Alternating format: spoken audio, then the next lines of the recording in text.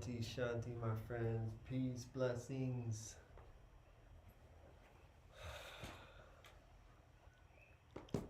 Secrets with you, Gnostic history. And happy St. Patty's Day. Happy St. Patrick's Day. We're going to be talking about a couple different legends and traditions. And I think it's interesting. So let's just get right into it, because I think you guys are going to find this interesting. Welcome to my live stream. We are streaming here from the Sacred Sanctuary. St. Patty's Day, the day where something like 20,000 Gnostic Christians, known as the Cathar, by the Catholic Church, the Albigensian Inquisition in southern France, in a place called Montsegur. And so that day was yesterday, March 16th. And so us Gnostics, we want to remember the ones before, that came before us, that were persecuted and have inherited some of their mystical and secret teachings, fortunately. But a lot of it was lost and desecrated, persecuted to the ends of the earth. All Christians, Gnostic Christians, even the Eastern Church, the Eastern Orthodox, or the Church of the East, Nestorian, Manichaean, for sharing some of the information that we're able to share today.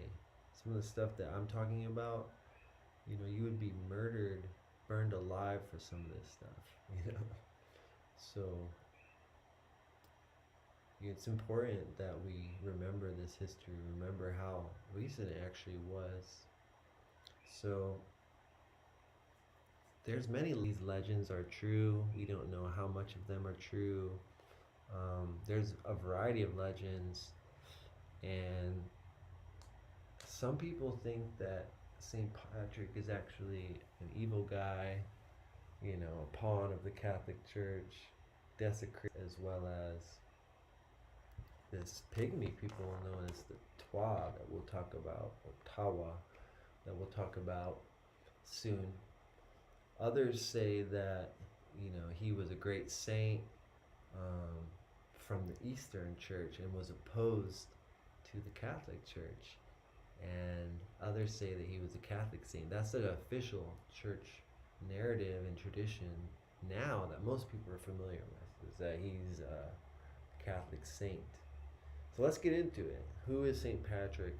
Patrick was a 5th century saint from Britain, Roman Britain. And in the Catholic Virgin, he is this, Roman British young man, and he's captured by pirates. And he's taken to Ireland, and he was of the Celtic Church and not part of the Roman Catholic Church. And this tradition holds that he is from Scotland, actually, and not Roman Britain. St. Patrick is known as an apostle of Ireland, and also the enlightener of Ireland. I'm going to pull up some pictures for you guys as I'm reading some of this. Shrink my screen down here. Hope you guys are enjoying this. If you have any questions, feel free to write them in the comments. Welcome to the Holy Grail Quest. Or series of the Holy Grail. And the Holy Grail has lots of meanings for a lot of different people. So part of that Holy Grail quest is uncovering the secrets of history, the secrets and mysteries of the ancient traditions. And so, yeah, that's what we're doing here. So we're gonna pull out these pictures for you like this. So St. Patrick, known as Apostle of Ireland, He's also known as the Enlightener of Ireland. And the typical legend that most people are familiar with, the three-petaled shamrock to teach the Trinity to the Irish people. Now, both of these are actually complete myths. For one, there was never snakes in Ireland. And two, the shamrock, the three-petaled shamrock, that wasn't actually a tradition until something like the 17th century to this legend. It may have something to do with the Druids, may have something to do with the Leprechauns. And we'll talk about that in a little bit. But supposedly these are myths. Attic was kidnapped by pirates and was sold into slavery in Ireland, and would pray all day long as he was a slave. And then God started to speak to him and then for him. Now we have like actual letters, epistles, where passing like 200 miles or something. And it's hard for us to understand like what part of Ireland St. Patrick was in when he was trying to flee as a slave and go to this port to catch this boat. But supposedly he ran away and he got to this port. He began to pray like, "Oh Lord, please somehow like let me get on this boat, or let a boat their mind." It was like, "Oh, come on, you can join our boat. Go ahead, let's jump on, let's go." So he gets on their boat, and the way the story goes is that the boat actually, the people, they have such a long journey and for them, and they were able to survive. And St. Patrick, he eventually becomes a bishop. According to the Catholic legend, he becomes a bishop back in Roman Britain, or possibly Gaul, France. And then he asked the church if he can be sent back to Ireland, the place where he was a slave. And he begins evangelizing all of Ireland. And the Celtic version is a little bit different. It says that he was from Scotland and he was part of the Celtic Church, which was in opposition to Rome. Now, version of Christianity, similar to the Eastern Church or the Church of the East, or similar to the Egyptian Coptic or Nestorian Church. In 596, Pope Gregory sent monks to England to try and bring the Catholic to the teachings of the Roman Church, and they continued to practice their Celtic Christian Nazarene tradition, where they permitted priests to marry, possibly let women become priests as well. They practiced baptism in full immersion.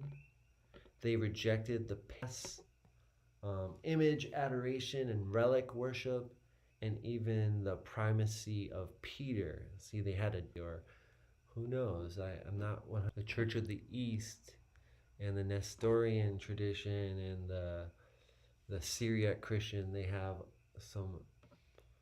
Now, it's said that Patrick also rejected the merging of church and Rome's Sunday, which we all know is like Sunday, church day, right? And they practiced the more Hebraic Sabbath of the Saturday. And they also practiced seasonal feast days that the Israelites, the Hebrews, practiced, and similar feasts that the pagan Druids even. Supposedly, St. Patrick said that the Druids could continue and drink their beer and eat their flesh, eat meat, during the Lent, even though the Christians were practicing like that, St. Patrick had the motto of like, it's okay if the Druids continue to practice their old tradition. It's possible that the Celtic Church, anyways, they may have had more of a syncretic in with his uncle Joseph of Arimathea, or they had a type of um, avatar or Godhead, Son of God, that was meant to return.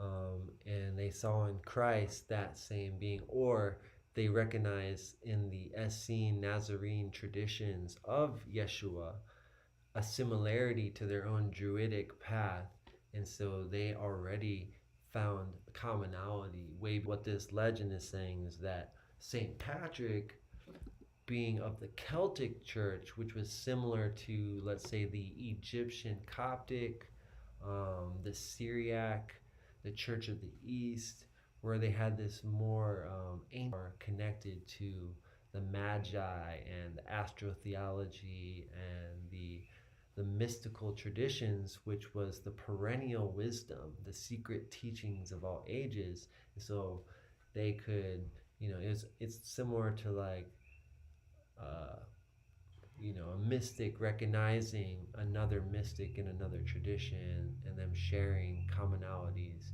and almost merging traditions, or maybe at some point the Celtic church, they came in and they adopted and unified and harmonized with the Druids in Buddhism in South India, where they found themselves. And then the Catholic Church, the Roman Catholic Church, came in and didn't like the Celtic Church. In India, the Portuguese came in, Portuguese Roman Catholics came in, and they didn't like the way the St. Thomas Christians see. It's a similar sort of situation. So I did to this Celtic Church. That's kind of where I stand at this point, although we don't know for sure. They were practicing Passover on the 14th of the moon, like the Hebrews, rather than the Easter celebration. Converted many of them to Christianity traditions with the Celtic Nazarene tradition, which was in opposition to the Roman Church, as I said before, even during seasons like Lent, so as to not discourage them from being Christians also.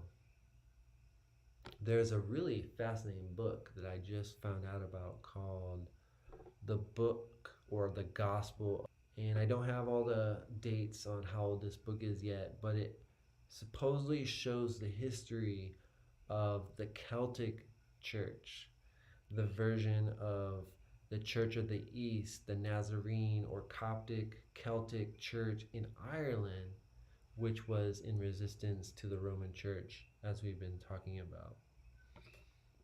Now, let's talk about the Tawa real quick here. Now, there is a legend of Ireland. There were these pygmy people that traveled all across the world, actually, all over Africa. You find them in India, you find them in Australia, you find them in various islands. The story goes in Ireland is that they came and that they had the knowledge of metallurgy and medicine, and even we found like skeletons of prehistoric people that they've labeled like Homo habitus, after the Hobbit in Indonesia. And many people believe that these Hobbit people were in Ireland and found all over the world, right? So these little people in Ireland, there's one legend that says that, St. Patrick came and he wiped out as well. Now, it is totally possible that St. Patrick was actually like a Catholic bishop and he literally did come and just start like his own type of Inquisition on the Druids and the Tawa people. And that could be, part of the history. There is this story, there is a legend that that's what happened. And this is kind of basically where you get the idea of the leprechauns who taught these traditions to the Druids. Now, some people say that these people even wore like Egyptian headdresses, and which is where the Druids got that from. And they got their Egyptian headdresses from the historic and archaeological evidence that says that the daughter of Akhenaten, the great pharaoh of Egypt, the first monotheistic pharaoh, Egypt, that she ended up going to Scotland.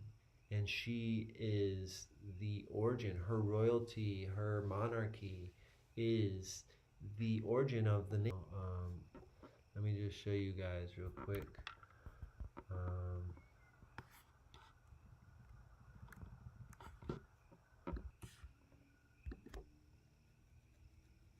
so the legend is that, she brought this Egyptian culture to Ireland and Scotland. Now there's a great book called Scott the Egyptian, Queen of the Scots, that you should read about. This has a lot of the history, right? So I personally think that it's more likely that the Egyptian headdress connection from Egypt, basically, that the Druids may have learned some of their wisdom from the Egyptian connection, and then also the Tawa people, and maybe the Tawa are the descendants of Queen Scottish people. It's hard to say. I have a feeling that maybe it's two different traditions. Queen Scotta and her people came, something like that. That's kind of like what I'm thinking, maybe. So you have, like supposedly some. So I'm wondering, if the Druids,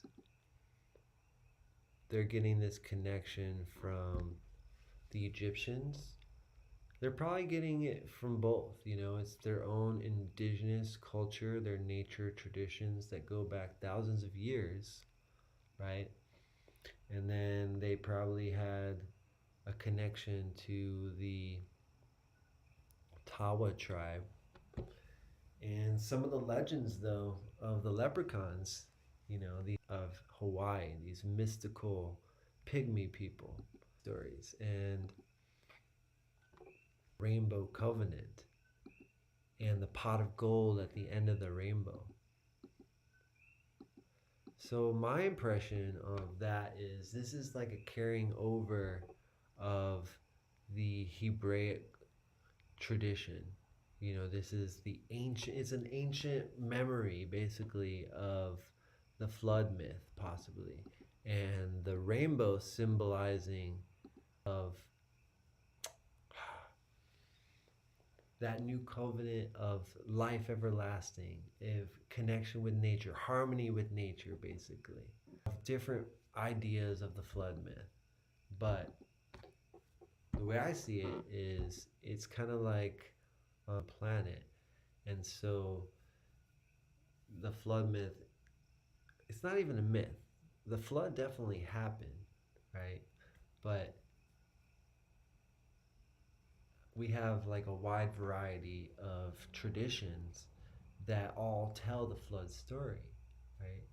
But the reason for the flood is varying. But what I'm getting at is to connect like the leprechaun and the rainbow and the pot of gold thing. What I'm getting at is you have the rainbow as a symbol of like a new promise. The indigenous tribes, they had the traditional nature medicine. They had the secret wisdom of the rainbow light body, right?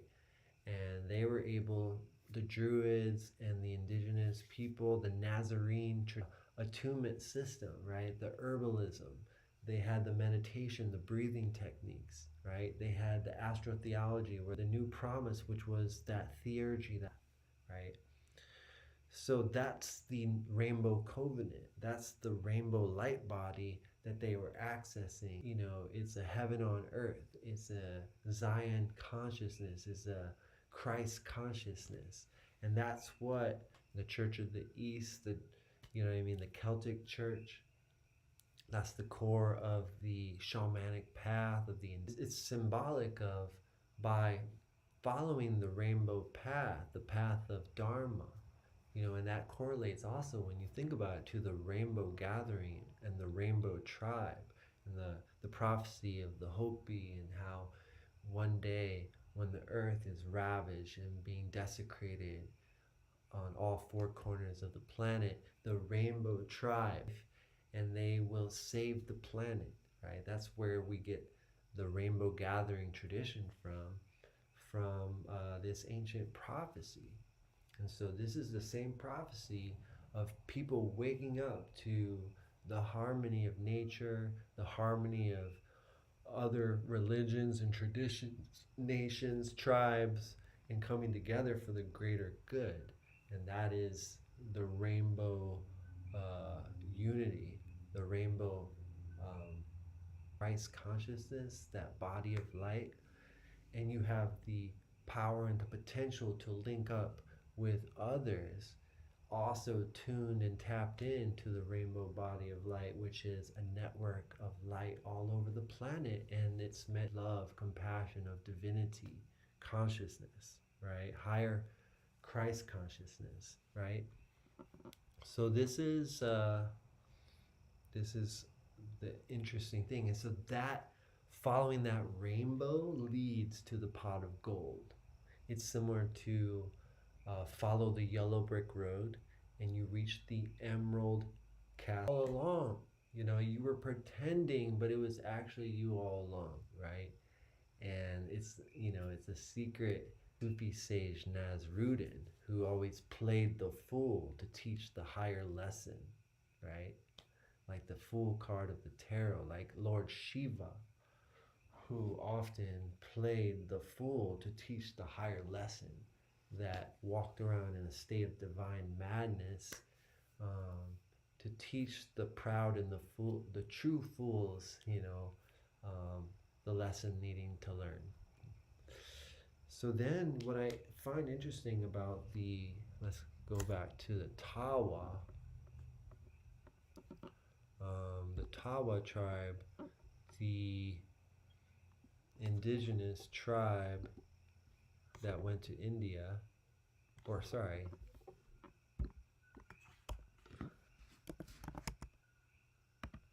the indigenous pygmy tribe of Ireland. The word Tawa, it sounds similar to Tama or Toma. Now, Tama or Toma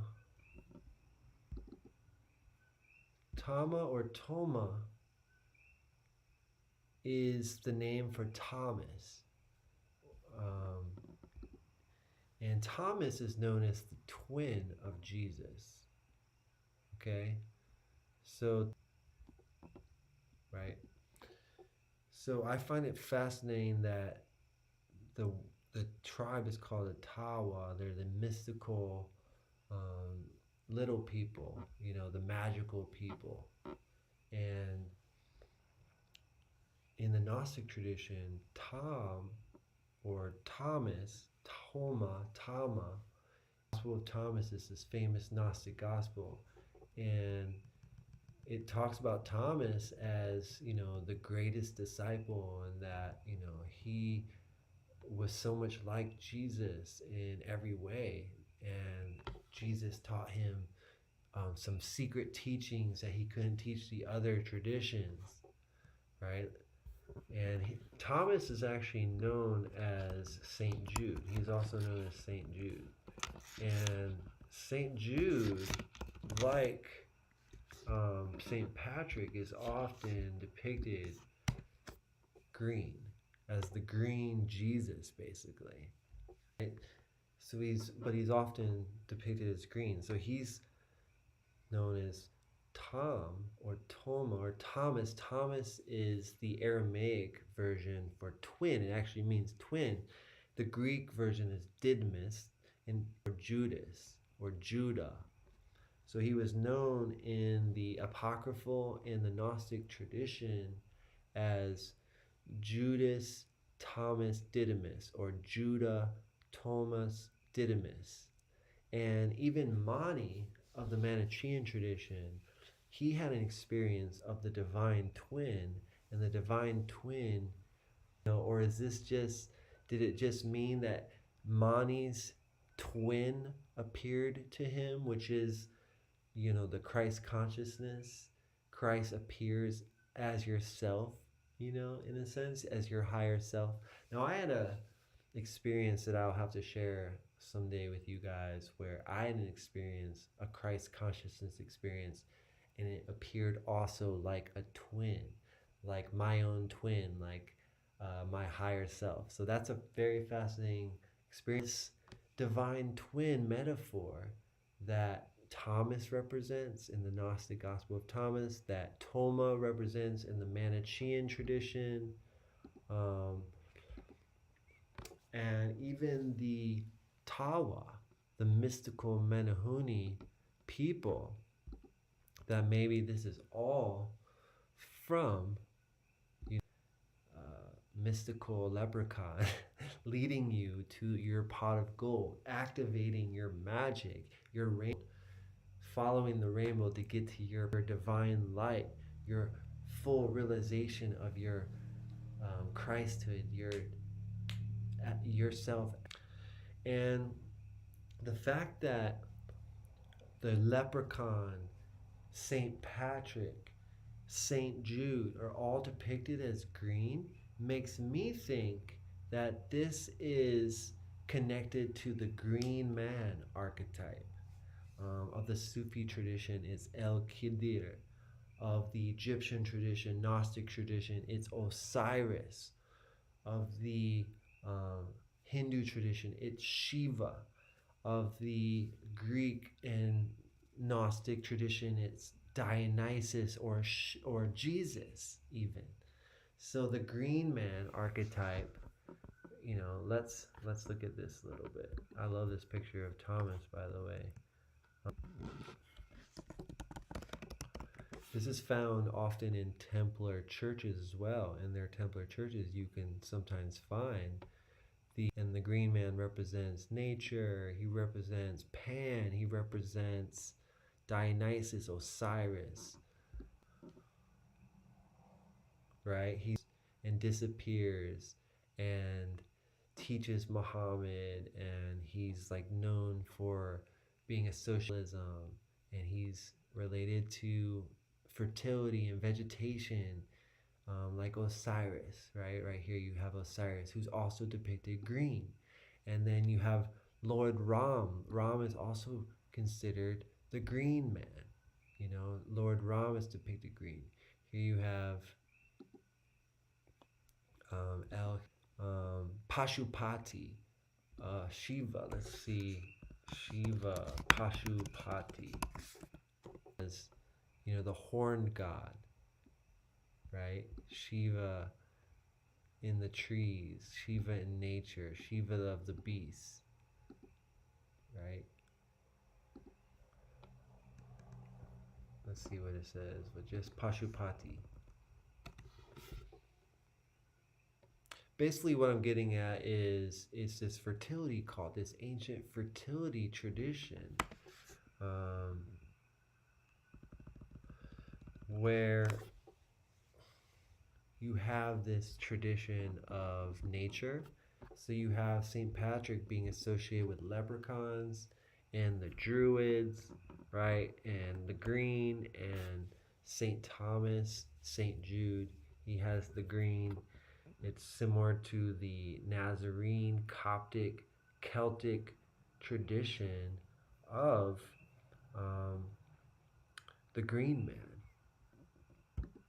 of the Nazarene Dionysus, or the Nazarene Jesus being this fertility, the Shiva Linga or the Egyptian obelisk, right? And this fertility goddess is always associated, whether you have Mary Magdalene or you have Isis, um,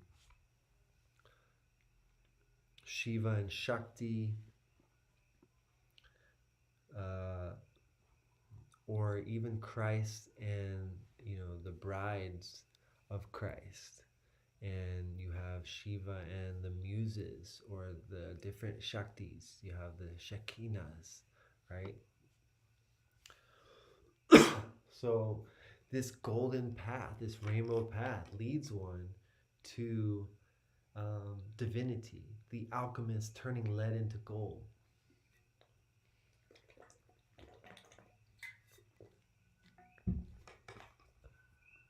I just love all these pictures of the green man.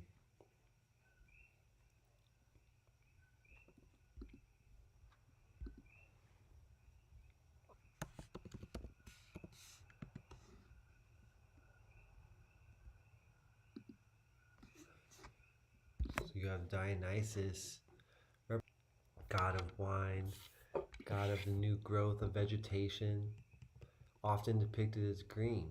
Let's see if we can find our green of drinking, right, and kissing. It's actually similar to the Dionysian Day, but when it was brought to America, because there's a strong Irish Catholic community in New York, and it's full of drinking and kiss me because I'm Irish. It's a very Bacchanalian, Dionysian tradition it's become. You see what I mean? So it's all coming full circle, actually. Like it's bringing back these traditions, right? And it's like nature and the spirit, um, these traditions from happening. Rome tried to, let's say that the story of St. Patrick as long and tries to take and co-opt St. Patrick, even though he was an opposing saint from the Eastern Church. Like church co-opts him and takes him over anyways, right?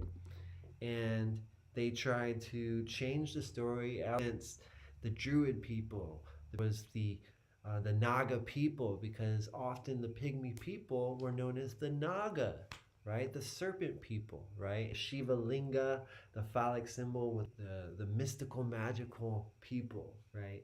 And so the Catholic Church tried to demonize them, take St. Patrick for themselves, and change the story, right? And they eventually outlaw alcohol, even though St. Patrick allowed the Druids to continue drinking, right? He let them continue their practices, um, and the Catholic Church tried to outlaw it. And what ends up happening? Even though the majority of Ireland becomes Catholic, when the Catholics, they still carry on their traditions of drinking every day and doing and having a big party basically on St. Patrick, the Green Man spirit, the Dionysus spirit, the Osiris spirit, the true Christ consciousness of nature and fertility, and the rebel spirit, and resisting the authority of Rome, and as Jesus was opposing the authority of the Jerusalem priesthood and the authority of Rome. It's the same Robin Hood of Jesus. It's the Jesus story hidden in codes, in myth. And what is depicted just like a Robin Hood, right? In green, right? So this is the same story. Serene, Druidic, Celtic church, and St. Patrick was, you know, I personally think at this point that he was the saint of the Celtic Nazarene Church day, and the full immersion baptism, and staying away from too much. And what you guys need to understand is that at that time, there were different main bases of the church, of the early Christian church. And you had an archbishop in these different areas. And so you had the Archbishop of Antioch, and you had the Archbishop of Jerusalem, and you had the Archbishop of Constantinople. And the Great Schism happened when the Archbishop of Constantinople in Rome declared that they were the head of the church over the entire church. And so this Great Schism happened, and then it's been happening. It's been a fight ever since, basically. They're still fighting over this. The Eastern Orthodox and the Roman Catholic, they're still not unified because they still don't recognize, are actually, authentic apostolic lineages that go way back, right? And some of them have slightly, but not completely. Some have completely basically submitted to Rome. Some continue to resist and have no ties with the Roman Church whatsoever.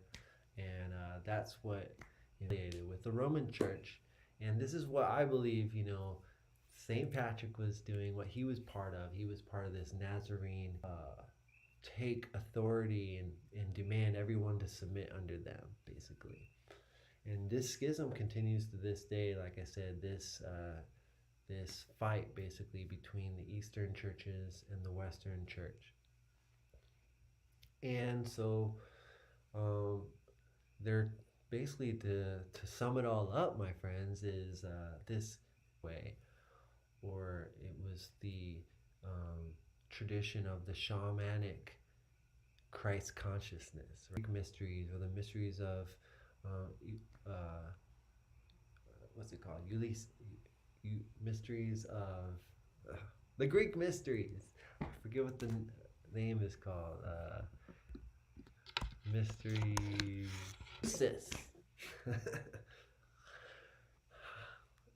That's for another video. How ancient Christianity, how early Christianity is connected to the Greek mysteries and more of the Egyptian mystery. Write in the comments below, and we can talk about that. I want to show you guys the Gospel of the Net.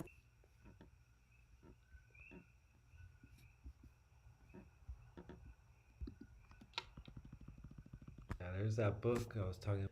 It's supposedly comes from the Celtic church that we've been talking about, and it has the word Nazarene. Now the Nazarenes, lots of variations on this. The Nazar, the Nazarites, the Nazarim, the Nazrani, like I'm saying. So this is basically like going into all those aspects that I was mentioning before about how they have traditions where they practice the ancient feast days of the Hebraic tradition, and they relic worship, the primacy of Peter. This book deals with that, and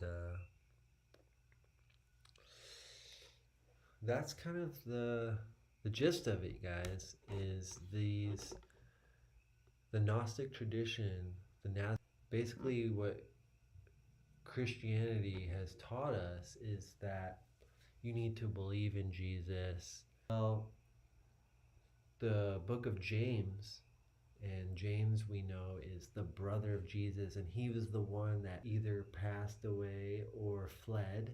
And then James took over the church. James was later also murdered. But in the book of James, it talks about faith. And so,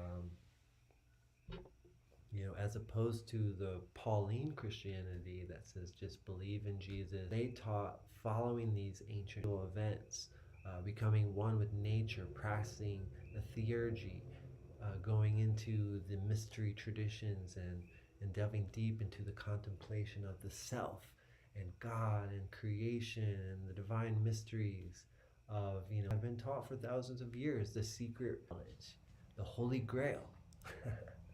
So this is the more harmonious tradition. Hopefully he wasn't, this crazy bishop that went and killed a bunch of Druids and killed the Tawa. Actually, a compassion. He went and he harmonized with the Druids, allowed them to practice their tradition, created a syncretic type of Christianity that merged and the Druids, and taught that nature shamanic Christ consciousness. So for this time is to take the sacred traditions of ancient times and the wisdom that we have, sacred fertility, the path and becoming one with the divine patterns of life. You know what I mean? The sacred tree of life, the sacred flower of life. So that's what I have for you guys today, and I'm about to wrap it up. But before we wrap it up, I'm just gonna read for you guys a little bit of the Nazarene book. I'm gonna see if there's any questions real quick, but I hope you guys are enjoying this. We're about to wrap this up, but I'm gonna read a little bit from the Gnostic Gospels. Right, and this is from, well, first off, the Nag Hammadi. These books are so important. Why these books are so important is because these were hidden because Nag Hammadi, and there was a monastery back then that had all these books in their library, in their archives, and these books were so sacred but also so dangerous and forbidden by the growing Roman Church that these books had to be hidden. And something like 1700 years after these were hidden, we discovered them in 1945, and these books were uncovered, and they're some of the most powerful testaments of the Gnostics. These books are the books of the early Christians known as the Gnostics and the Nazarenes, right? So this teaches a different type of Christianity like we've been talking about. A couple hundred years ago,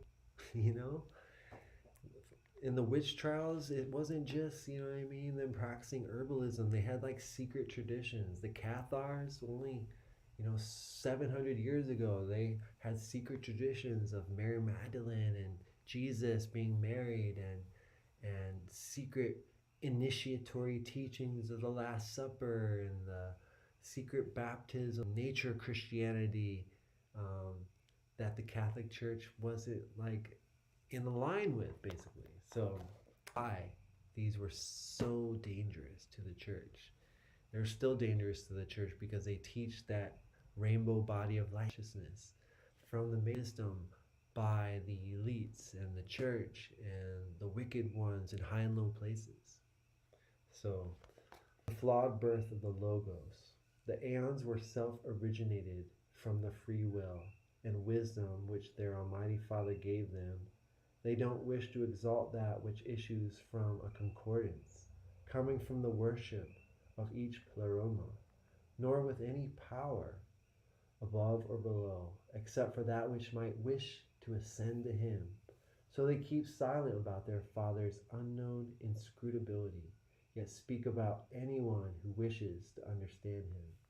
It once occurred to an aeon that he should try and understand the inscrutability of his Father, as he is a logos of his own one. He could be present prior to each one's conception. Thus he accepted the sage wisdom in order to study the concealed fundamentals of his Father's unknowableness, the free will which was born, permit him to do what he wished in this respect without constraint or restraint forevermore.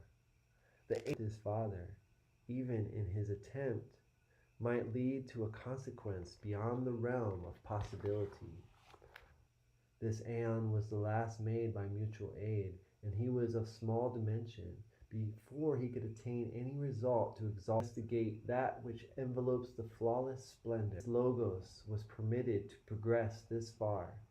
The Father had granted him permission for the benefit of those whom he knew it was right to be well founded, and what was to be might have a structure, as it wouldn't come into existence through the manifestation of the pleroma. So it is wrong to be judgmental about the process which is termed logos, but it is right that we can say that its process is the root of a foundation preordained to actualize. A logos self-originated as it was full and unified, for the exaltation of its own Father, for whom it yearned, and did grasp it.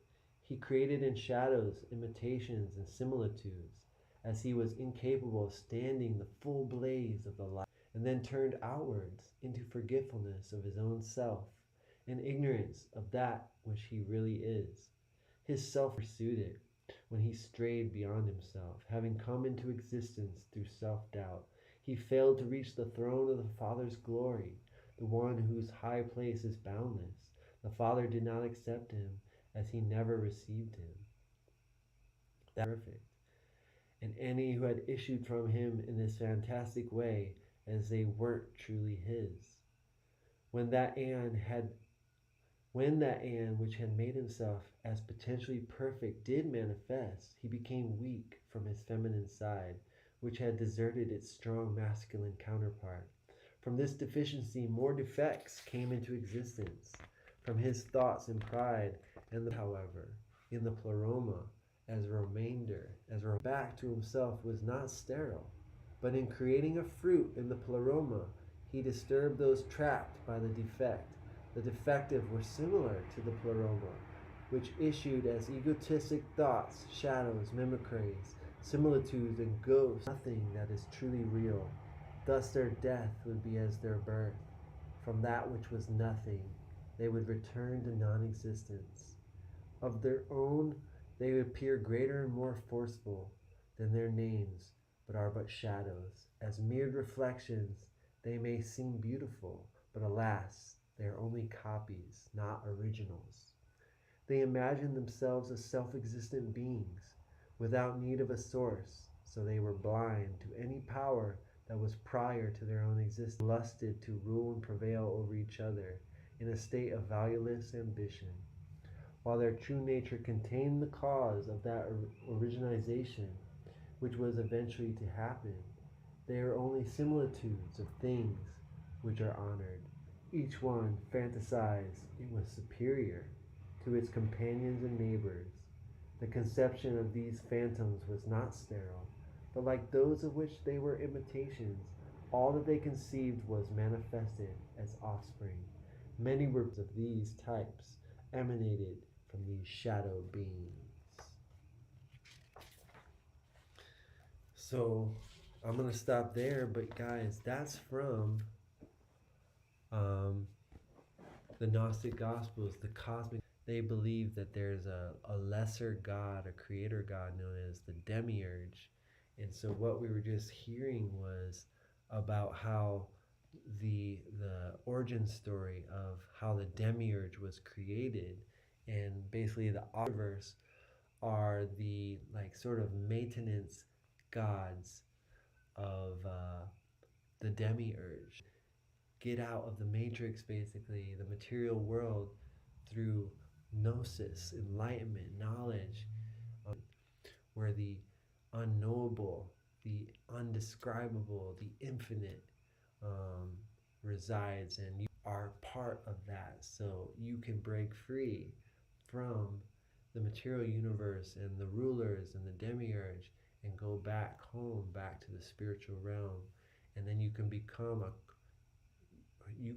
right here on earth a Christ or a Buddha, and by reaching that heaven within, reaching that gnosis, that divine knowledge of divinity, of light, of divine love, you become a bodhisattva. You can leave this material world, never come back again, or out of compassion, you can stick around or come back to help and to free others.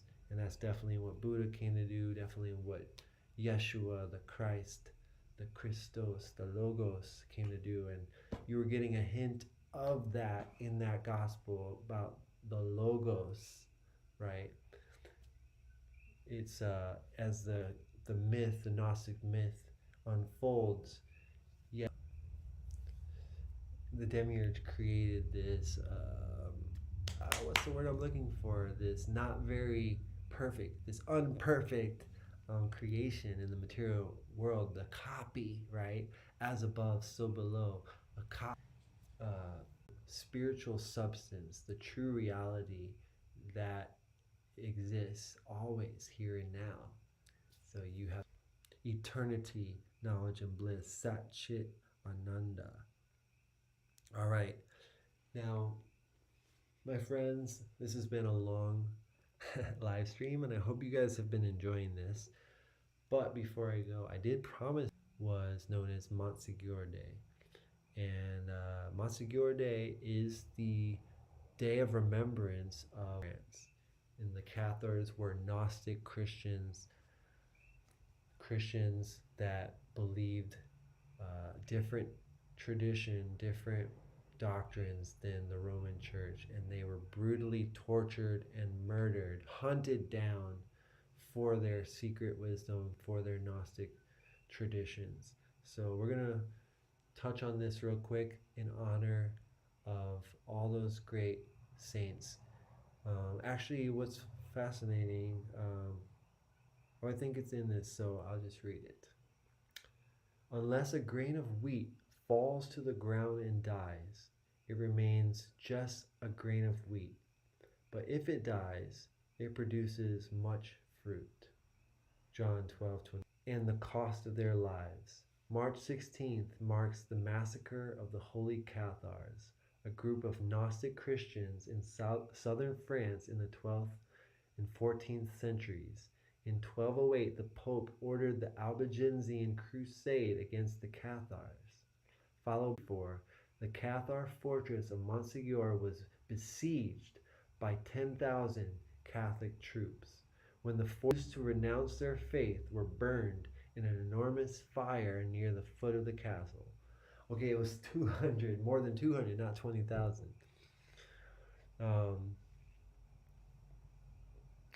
Over 200 Cathars who refused to renounce their faith were burned in an enormous fire near the foot of the castle. Describing the persecution of Gnostic Christians and the Cathars, Bishop John Cole wrote, Gnostic Christianity has existed since the time of the Disciples, or straight pain of murder and genocide that lasted for about 1,500 years. In the Gnostic view, each person, man does not need a church or priest to mediate between him and God. The Roman Church felt that this was a great threat to its power, and through excommunication, the Church held complete control over the people of Christianity. And the Roman Church decided to stomp it out at all costs. First, St. Francis of Assisi was sent to persuade the people to follow the Roman Church, but he returned to attempt a conversion. He failed and then was given license to form the Holy Inquisition. The Pope then sent a papal army on the Holy Crusade mounted against other Christians. No one knows for certain how many Gnostics were killed, but in the town of Béziers, France alone, 50,000 were killed in a single day. Many victims being infants in their mother. Millions of Gnostics all the way up to the 19th century. As recently as the church was assassinated by military was placed in the ground, the earth gave forth the miraculous simultaneous discoveries of the Nag Hammadi codices in 19. Since these discoveries, there are centuries. Isn't that interesting? There was a Nazi party in 1944, and then just as his body was being put into the ground or hidden, where the discovery of Gnostics has not ended. Even today, the Church of Rome continues to call Gnosticism a danger, a heresy, not Christian. They mask superficial Christians of words and having only to do with rationalism and ideas. This is a gross mischaracterization of Gnosticism as an intellectual and academic church affirms that it is a living and joyful tradition. We recognize the personal religious experience of prayer. Remember them, O slain, the faithful who served thee because they could do no other, more than they ever should have given. They could do no other. Mercy, Lord, on all the burned ones of this world who have something true to love. Let us remember the Cathars and all they believed a different Christianity. We think we all resurrect in this time for the light, the great religion of divinity, the Gnostic alchemy, and redeem all those that have been hurt and persecuted, and wisdom, the way of harmony, unity, oneness with the divine, with all others. This is our prayer, and thank you, my friends, for listening, for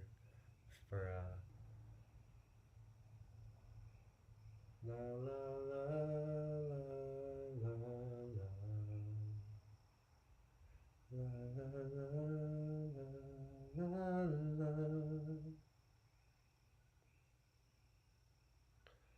Oh, no questions yet, but I wanted to play this this chant of the Cathars.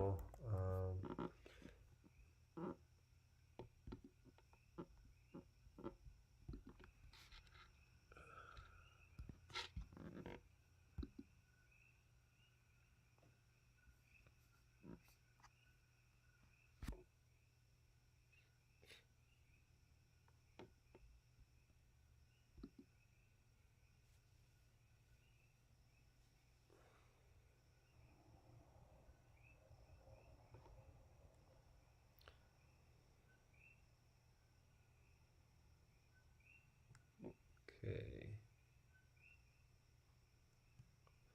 So this